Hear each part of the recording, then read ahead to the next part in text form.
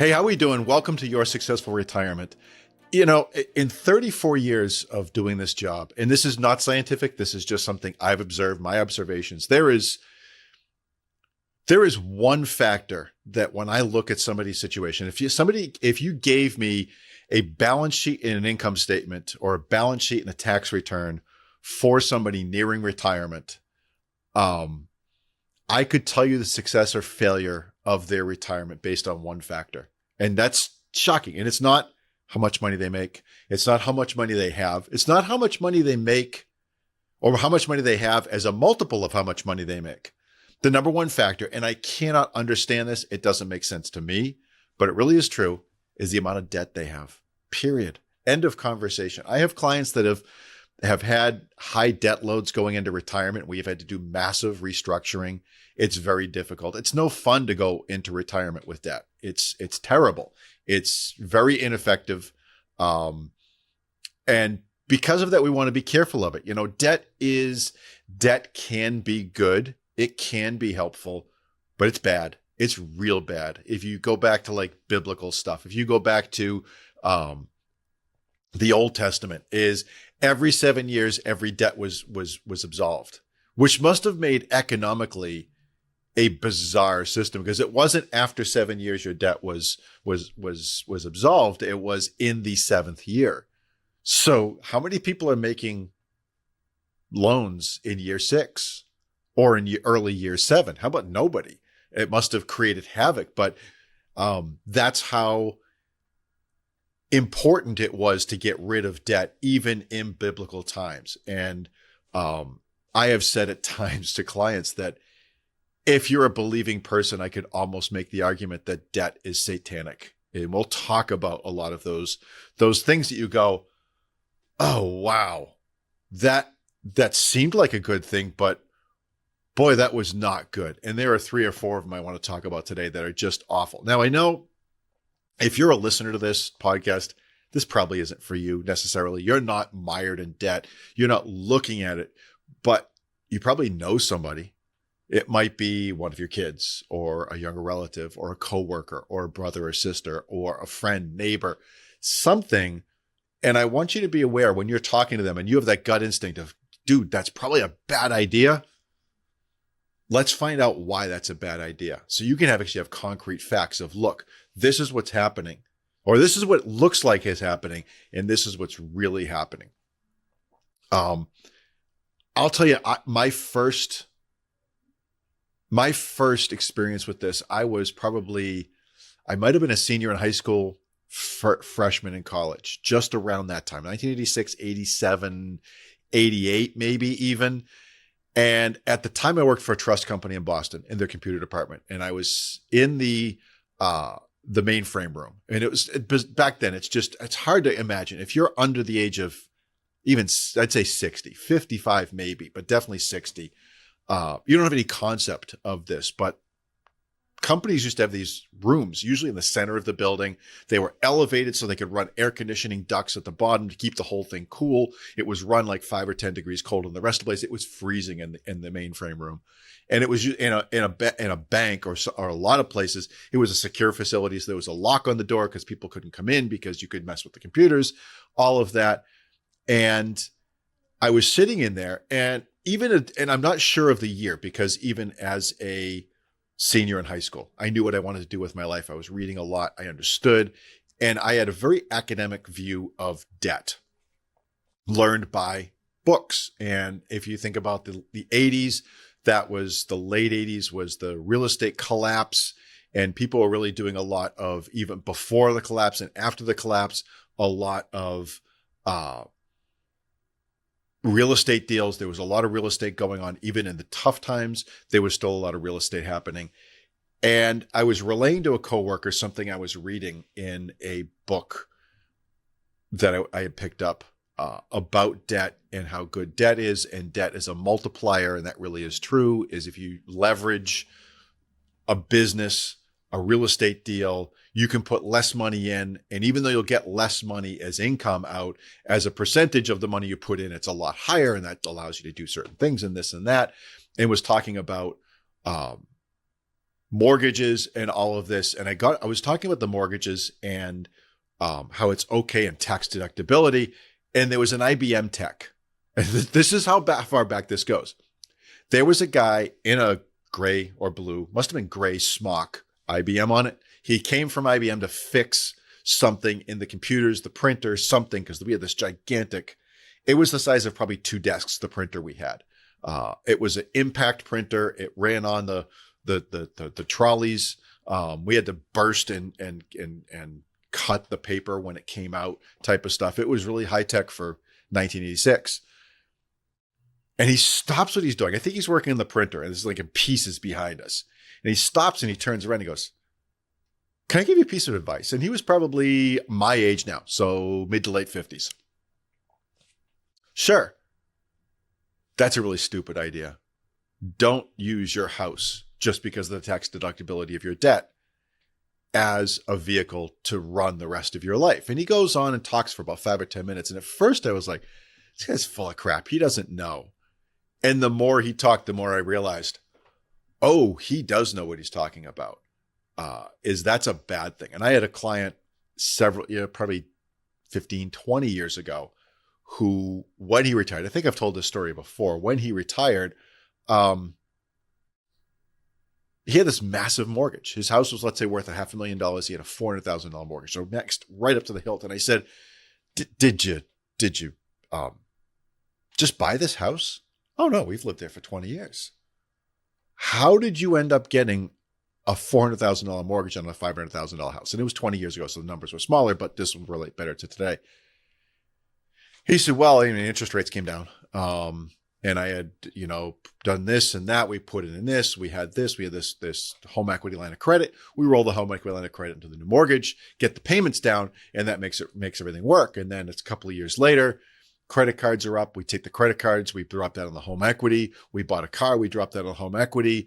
We did these other things. We put that on the home equity, and the interest rates dropped again. We refinanced again, rolled all that home equity debt into the mortgage, and there we are right now."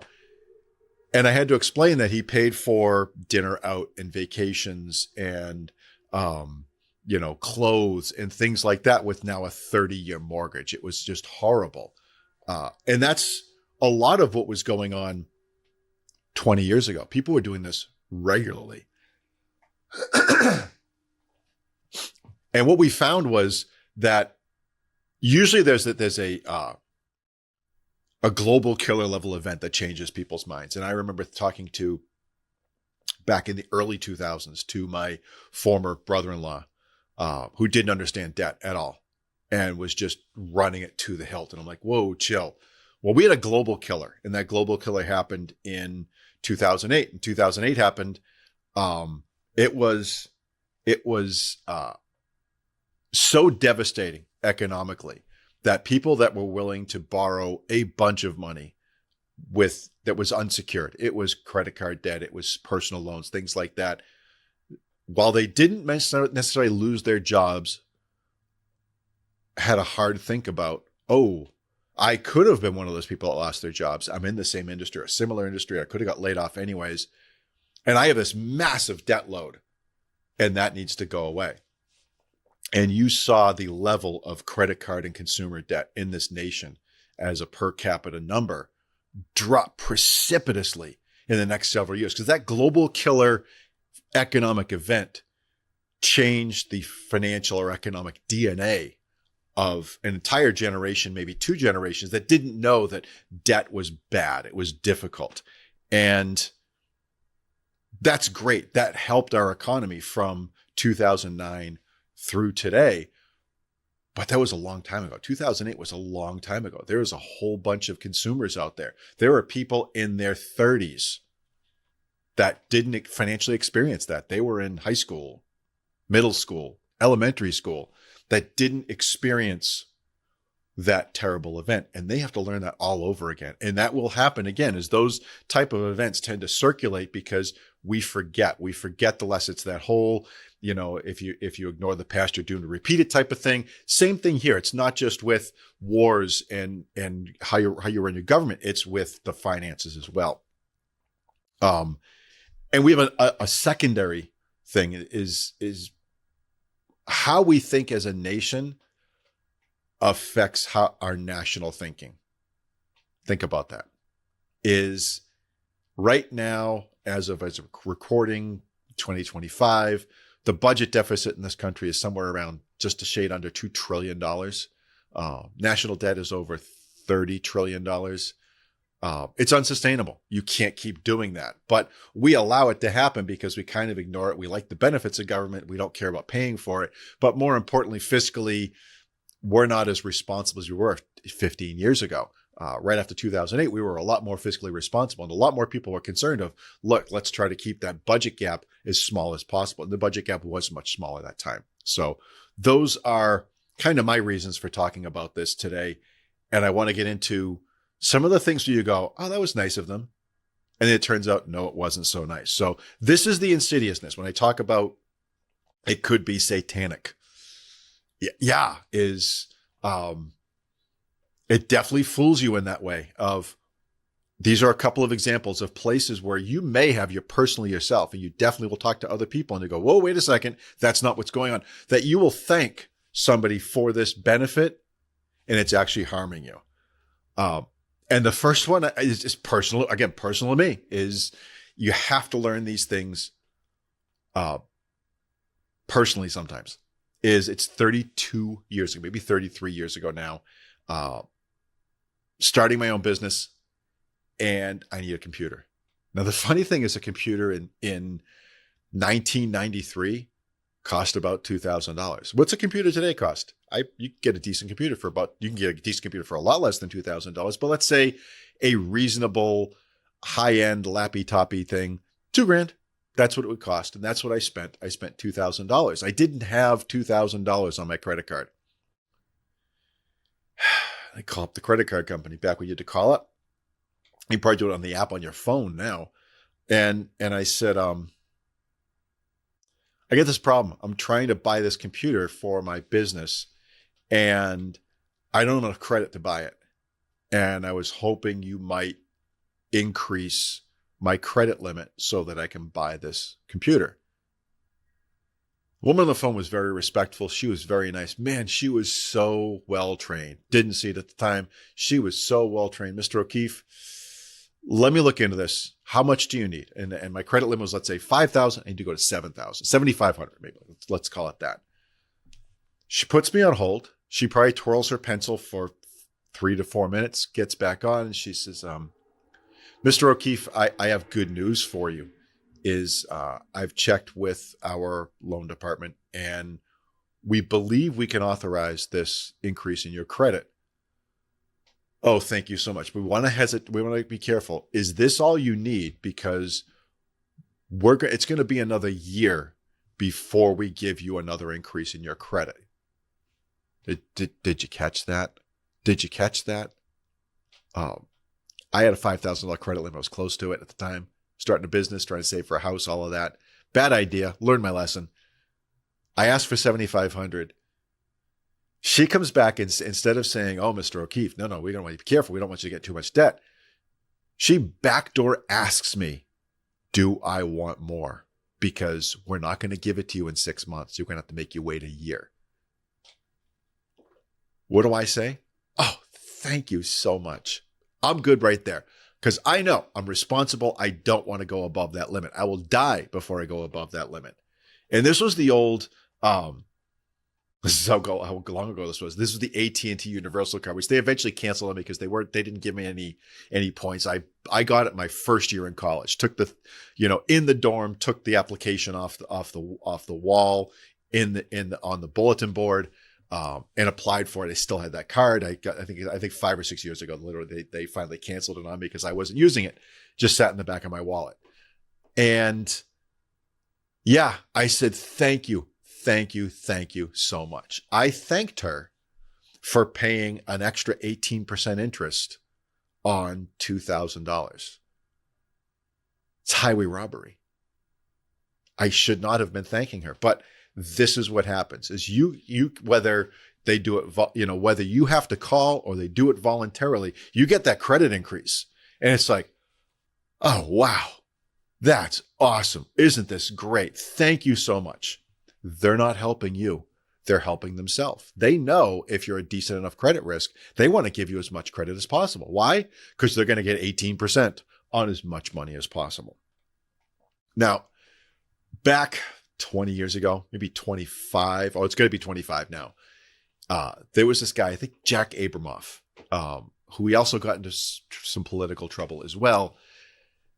Guy's a genius. Again, on a possible satanic level. And if you're old enough, you remember this. We're just starting to see it come back.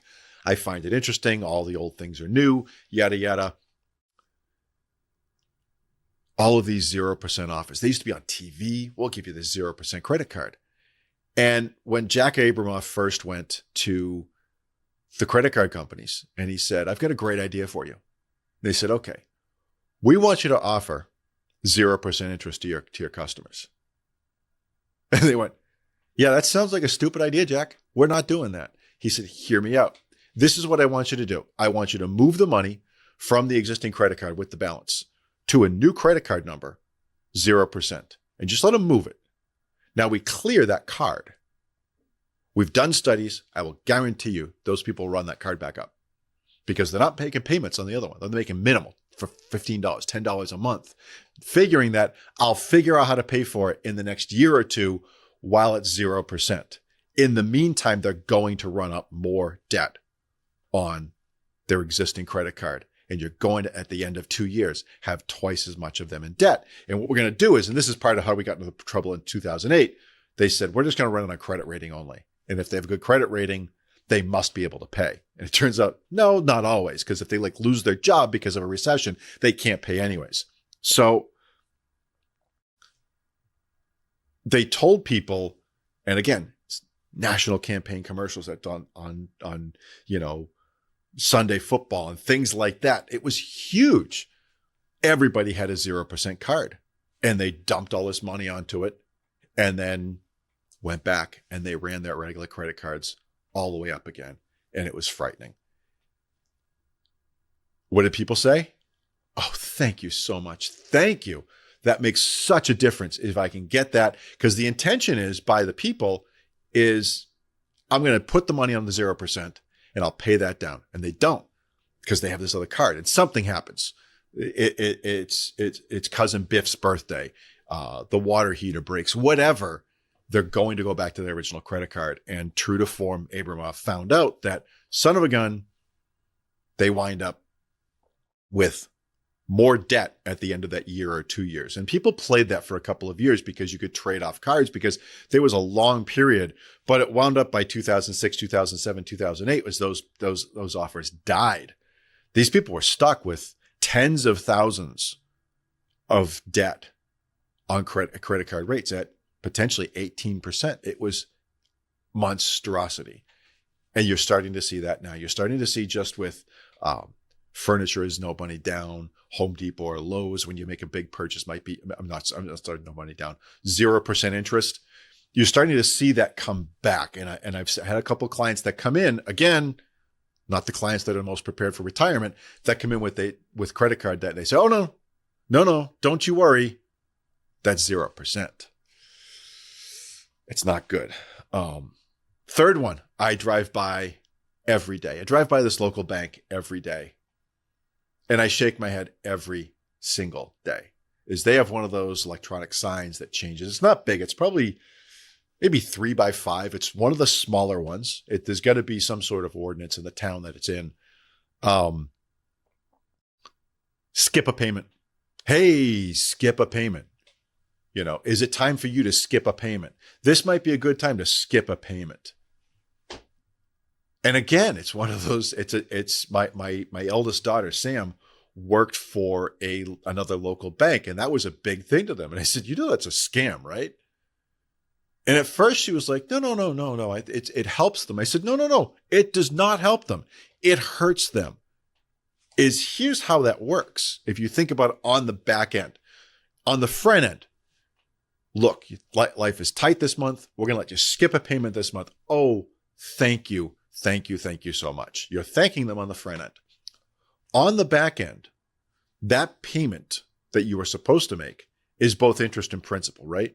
Well, the principal didn't get paid down, but the interest needs to add to the mortgage, to the loan, whether it's a car loan, personal loan, whatever it is, it needs to get added. And it was probably car loan, personal loan is what we're dealing with here.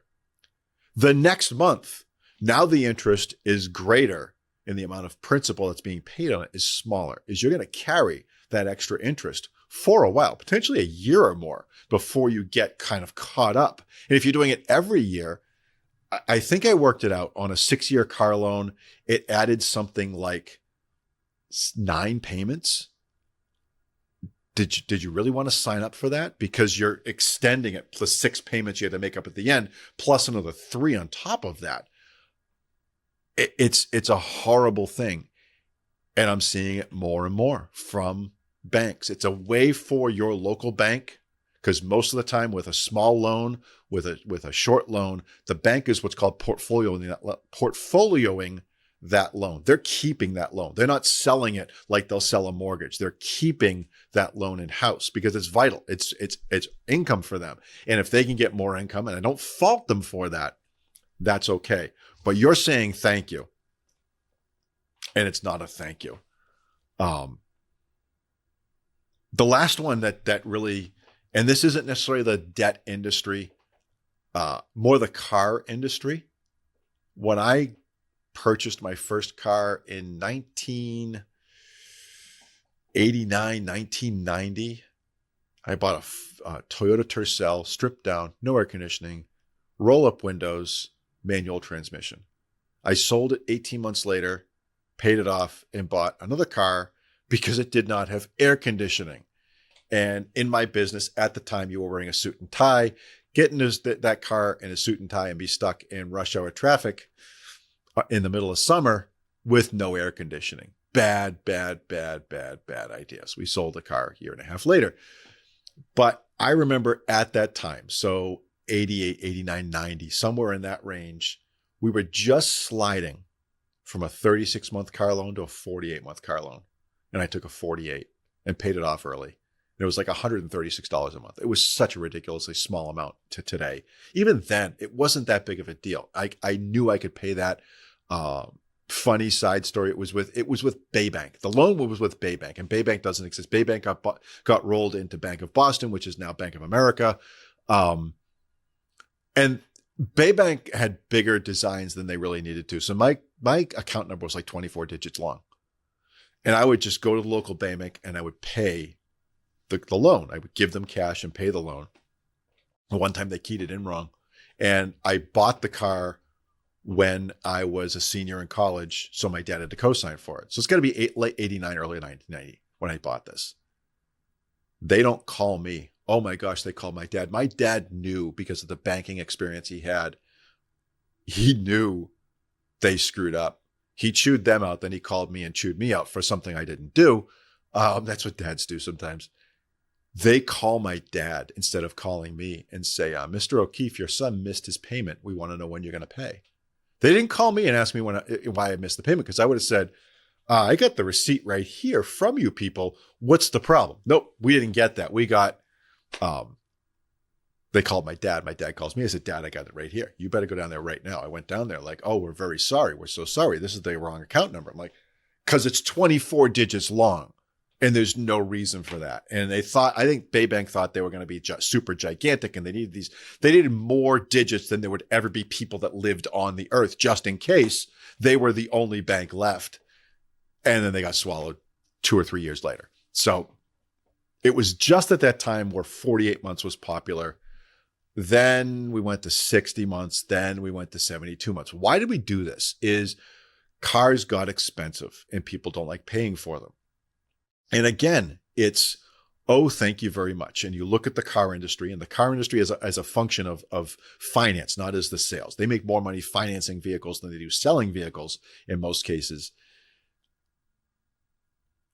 If you go and buy a new car today, they don't ask you price numbers. They ask you payment numbers. What can you afford in a payment? What kind of payment are you looking for? What type of payment would be satisfactory to you? Okay, you say $600 a month, $500 a month, whatever it is. I don't know because I don't buy new cars. And when I buy cars, I try to pay cash as much as possible. And I haven't taken a car loan in Oh gosh, probably since 1994 was probably the last car loan I took. Now that I think about it. So 30 years. So it's been a while since I've taken a car loan. And they don't tell you the terms. Not only do they not tell you the interest, which is egregious, but I have bumped into people over the years who have thought they were buying a 5-year car loan and bought a 6, thought that they were getting a 6-year car loan and got a 7. 7 seems to be the max right now, but I'm sure we'll see 8s. It's all a function of trying to get that payment number reasonable. And that's dangerous. That is ultimately dangerous. Is you need to realize how much it's costing you to finance that vehicle. Maybe you don't need that new vehicle. Maybe you just need a higher payment to get it paid off faster, probably at a lower interest rate. Not by a lot, but a lower interest rate as well. Is the car finance industry is trying to keep your payment low to hold your money longer so that they can get as much interest as possible, especially today where interest rates on car loans are 6.5%, possibly 7%, maybe even higher. They really want to hold that as long as possible. You're going to say, thank you for keeping your payment low. Oh, wow. Thank you for lowering my payment. They're not doing it for your benefit. They're doing it to get more money off of you. So that's really what I had today. I don't have a big like close on this of kind of wrapping it all up. I just wanted to give you some ideas of how bad debt can be. It can be good. I mean, you have to, virtually all of us, short of, the super billionaires, the Elon Musks of the world, are pretty much going to have to borrow money to buy a house. Most of us will have to borrow some money to buy a car, although you can get around that if you're careful. The rest of it, it's a dangerous world. The debt industry, lenders are not there to help you. They're there to make money. They're there to make a lot of money, and you want to be very careful of that. And if you know someone, if you're in that situation right now, you need to get out of it. You need to know. You should be realizing now, oh my gosh, they are not helping me. Every time I get a letter from them, they're not helping me. They're not bailing me out. They're digging me deeper. And if you know somebody that is in that situation, this is kind of your ammunition to give them that wake-up call of seeing behind the curtain of why that lender, whether it's a credit card company, car loan, whatever, why they're doing that, why they're offering that, is they're not offering it to help them. They're offering it because it's going to make them money down the road. So that's what I have for you today. Again, if you have questions personal to your situation, I encourage you, jump down in the show notes, reach out to us. If you need to sit down and talk, about your situation in general, whether it's debt or something else or getting ready for retirement or whatever, it's a great time for us to get together. It's rolling into the summer months as I record this. So kind of a quiet time for us, probably a quiet time for you, might be a good time for us to get together. So that's all I have for you today. Stay safe out there. Thank you for listening to our podcast. Remember, the views expressed are not necessarily those of Successful Money Strategies. All content is for educational purposes only and should not be construed as an endorsement of any third party or their views, or as a solicitation or offer to sell securities or provide investment, tax, legal, or consulting services. We believe the information presented to be reliable, but it is not guaranteed for accuracy or completeness. Investing involves risk, including the potential loss of principal. Hypothetical returns do not reflect actual trading and may not be indicative of the performance of any specific investment. Always consult with a qualified financial advisor before making any investment decisions. Past performance is not a guarantee of future results. Additional information, including management fees and expenses, is provided on our Form ADV Part 2, available upon request, or at the SEC's Investment Advisor Public Disclosure website, https://advisorinfo.sec.gov.